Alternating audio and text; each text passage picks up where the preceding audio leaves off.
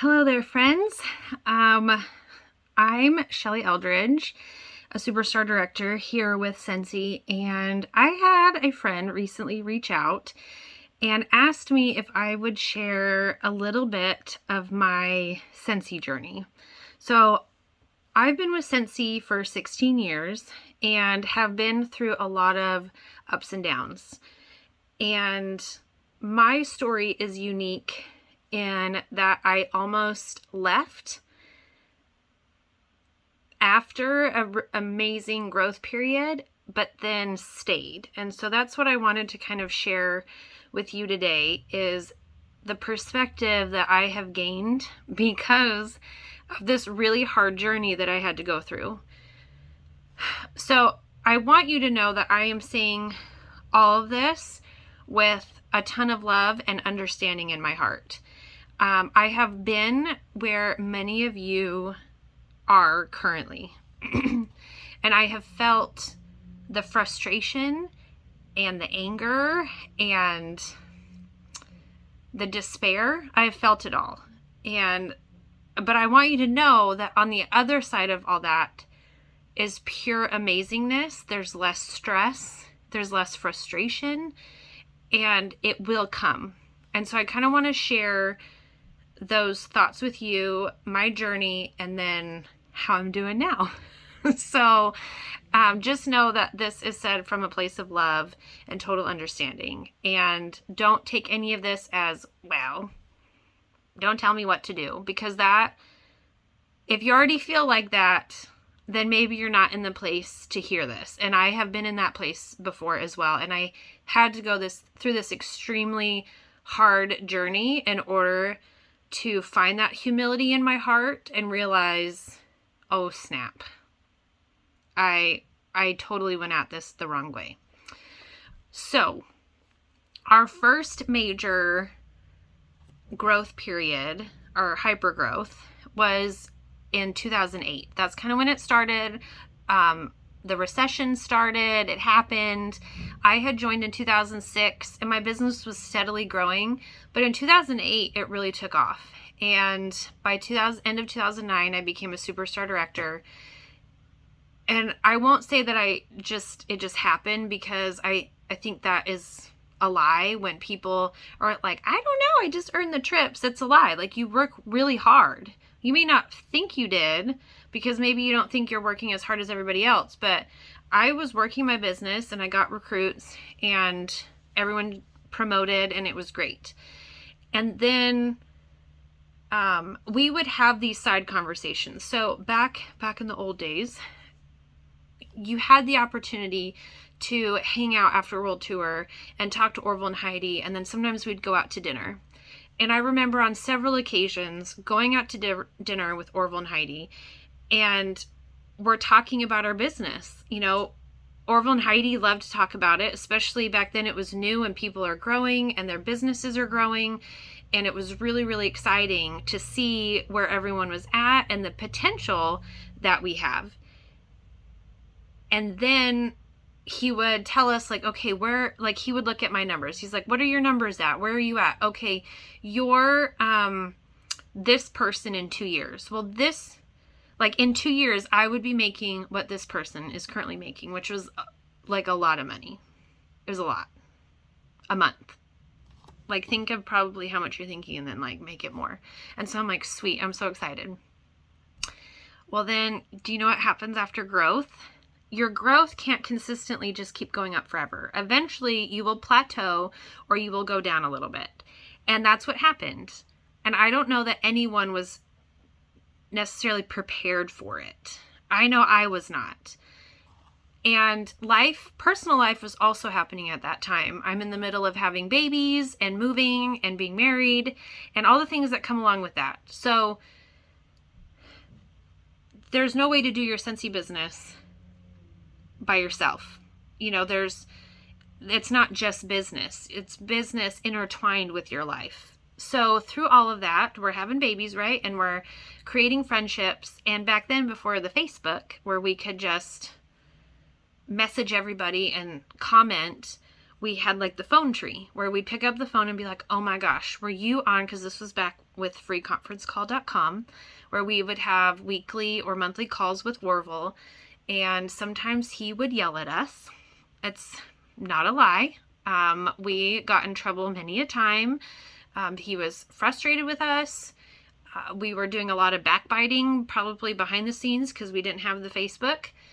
And he would get on and tell us lots of things, like, don't tell me who I can't be friends with.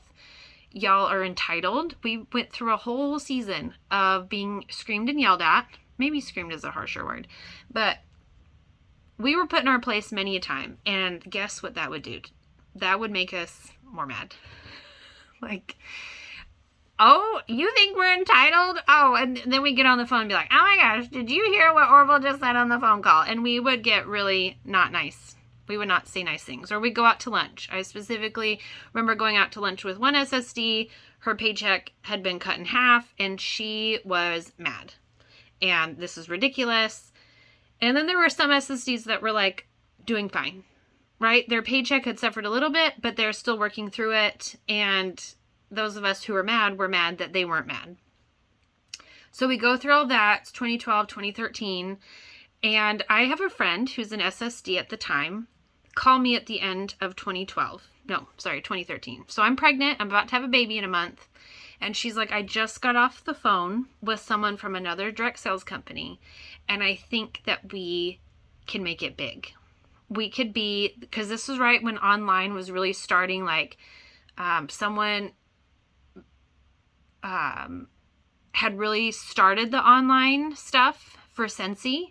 And we had felt like we had already lost that ship, which is not true, obviously, because there have been way more that have come and gone who have been top of, the Google rankings and whatnot. But at the time, we're just young and stupid. And she calls and she's like, I think we could do this online. No one's really doing it, and we can make it big, and we can sell the crap out of this while our paychecks are down. So if you're hearing this and you're like, why don't you just work your own business? No, because we were mad at Scentsy. We were doing everything that we could to grow our business, and our business wasn't growing. So it had to have been home office's fault. That's exactly what we blamed home office for probably a solid 2 years.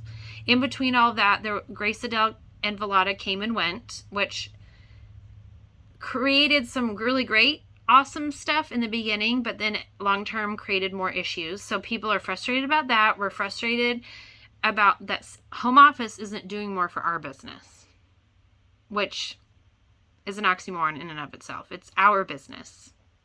But anyways, we have this amazing idea. And I'm an Enneagram 1, so I'm a rule follower. So I make sure and read all of the current rules that Scentsy had about joining another direct sales company. And I followed them to a T. And long story short, the week of leadership in January, I get a call and some texts. I just had a baby, which is great. And so I couldn't go to leadership, but all of these people find out that me and several other SSDs had joined this other company. So for the next 6 months, I felt very ostracized by many of my friends and was basically left out in the cold for a solid 6 months. Mind you, I just had a baby, so my emotions are also out of whack as well. And I'm trying to figure stuff out, right? Like, I'm trying to figure out what to do, and clearly I should quit Scentsy because nobody wants me there anyway. And all of these people at this other direct sales company really want me, and they're excited. But it's also, I'm still making money, and I'm still supporting my family off of this money. So what am I to do? So it turns out, after about 6 months, and a lot of my friends at the time were terminated. I had about 2 or 3 friends, SSD friends, that were terminated for cross-promoting. There was threats of lawsuits and Oh, there was so much drama, you guys. It was so incredibly drama filled. And then the things that I had been told turned out not to be entirely true. And as I am coming out of this fog, I'm realizing, oh my gosh. Also, P.S., in this time, I tried to sell my business to one of my frontline SSDs, and I was blocked from doing that. Orville and Heidi wouldn't allow me, and so of course I demanded a phone call, and I'm mad. I'm very angry. I can hear Heidi like crying on the phone, and Orville's trying to talk to me nicely, and I did not talk very nicely back, and I know I called him a jerk. And if anyone knows Jeff Dastrup, I thought he was the most awful person on the planet, which he's not. He's a super nice guy. But I said a lot of not nice things to both of these people, who are very nice people. They're very good people. We all know this about Orville and Heidi. And that was it, and I hung up on them. And so, because I was mad, and I was not in a good place. And it was about 2 weeks later when I found out about some of the truth that I had been told that wasn't truth. So that was about May of 2014. By August, I decided I'm going to just stick with Scentsy. I can't, running two direct sales businesses very separately and following the rules. I'm the only one who never got terminated or turned in because I kept things very, very separate. And any venture, not direct sales, but any other business I've ever done since then, outside of, I've never joined another direct sales company, I've kept very separate, just like that. It is doable within the rules. It's a lot more work.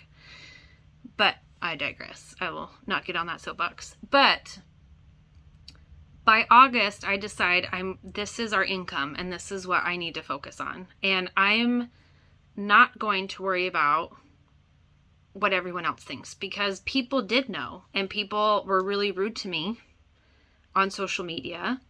By then we were using a Facebook group for the SSD pages that are still in existence.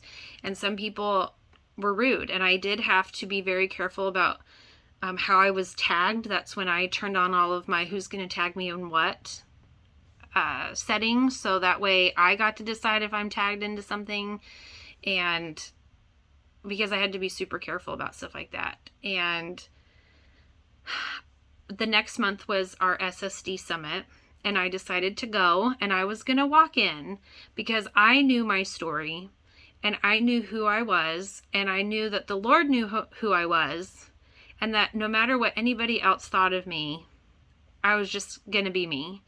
And I can't tell you how many people were so excited to see me and glad that I didn't leave.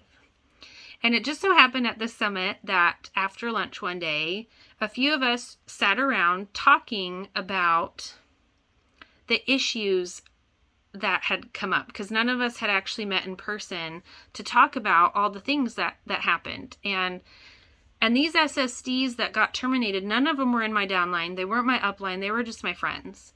And so their uplines and also my friends, none of us had ever talked about what really went on. And so I got to hear other people's perspectives, and we even got to hear from Orville himself on his perspective. And don't worry, we made up. We hugged it out. It was fine. But the biggest thing that I've learned from that is all of my arrows were in. When I wasn't making enough money, when my business tanked, I blamed everybody else. I blamed my leaders. I blamed my customers, which, I mean, I didn't text my customers and whine at them, but internally it was everyone else's fault. But when I look back on that time, I wasn't doing what we tell people to do to run their business. I wasn't consistently doing anything.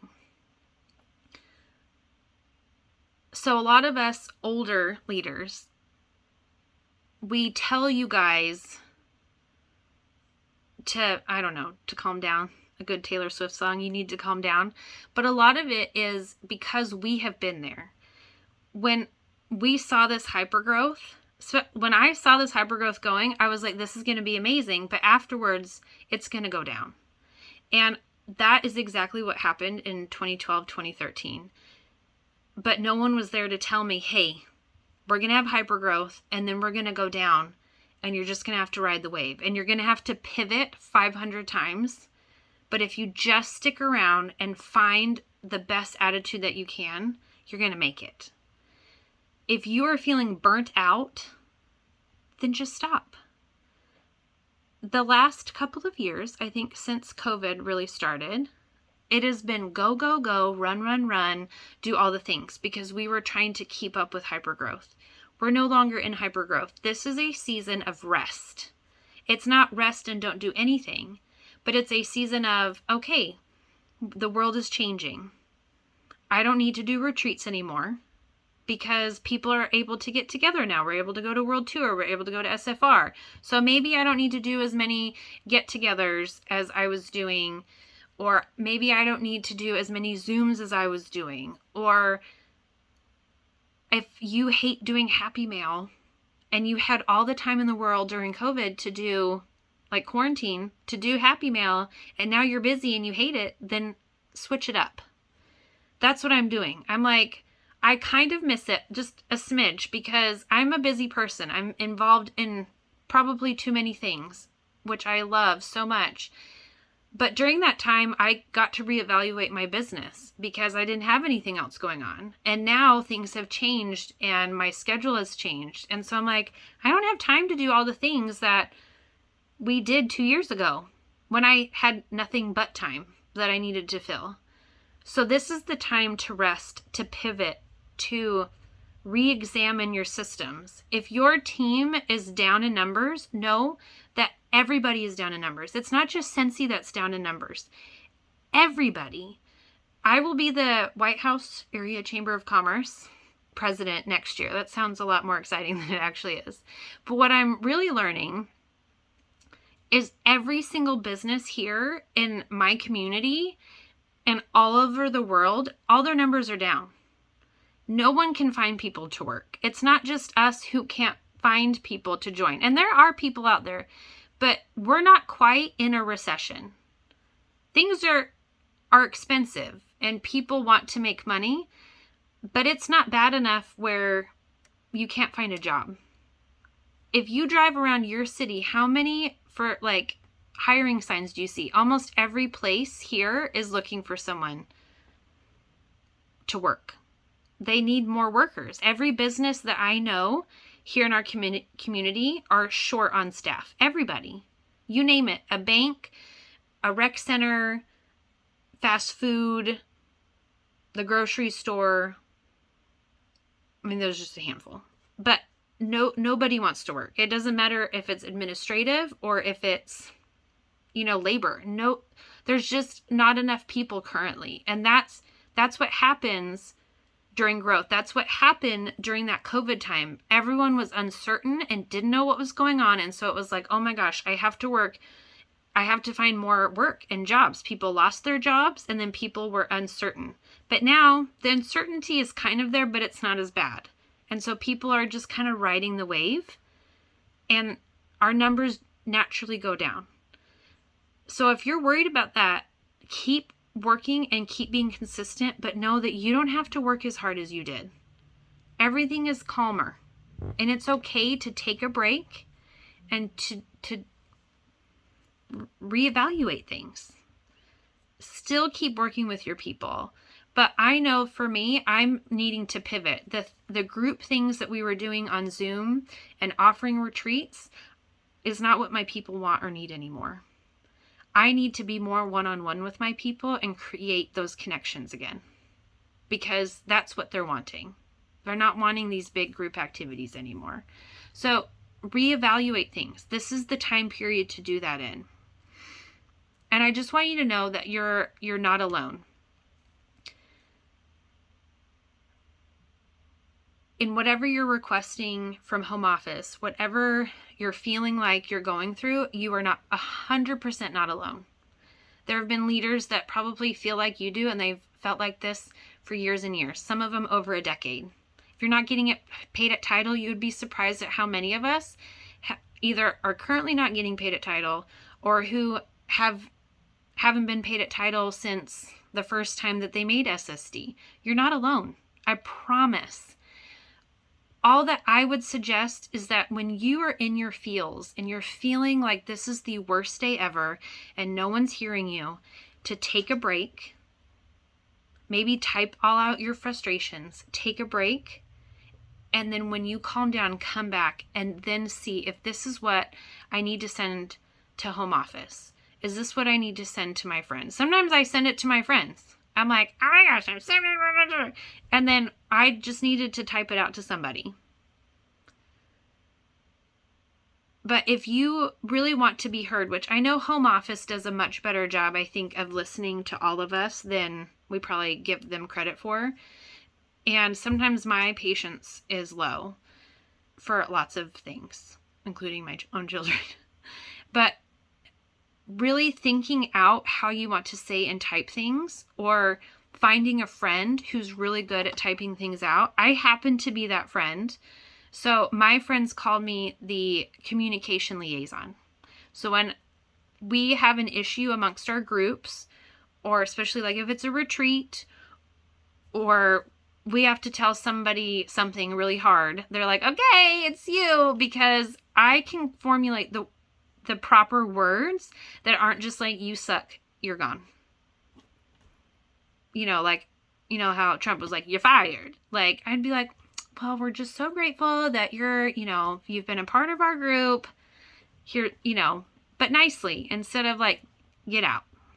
So find one of those friends. There's lots of amazing people that we can grow and we can learn from. And I haven't always been great at words, but it's something that I have really tried to work on, because it can be a very effective tool in your business, and really learning how to not say things when you're super emotional.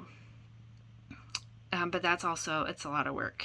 Trust me, I'm still in counseling for that. So just know I am coming from a place of I'm not perfect, and I'm the first person to say that I messed up. Let's try better, let's do better. But always be willing to try. And if you're feeling burnout, take a break. Listen to self-help books. I have a crap ton that I've listened and read over the years, because that is what fuels me and helps me learn and grow. And I just want y'all to know that I love you, and it's going to be okay. I promise. We just have to find more love and understanding, not only for each other, but for ourselves. That's the hardest part, is finding it for ourselves. And just know that this season that we're in is not going to last forever. But I don't want you to give up on Scentsy, and I don't want you to give up on yourself, most importantly. And I'm just excited to see where this season takes us, because around every corner of this business, every time it surprises me, and it's really fun and really exciting if you can find that perspective of arrows out, and just, the season is what it is, and I'm just going to look forward to whatever it brings me. And if you can slowly find your way to that, instead of always finding what's frustrating and what's wrong, your business will magically change, and you will change, and it will be the most magical transformation you've ever experienced, without hopefully having to go through a really hard year of almost losing everything. So just know I love you, and just keep going and keep thriving and keep trying. And I believe in you.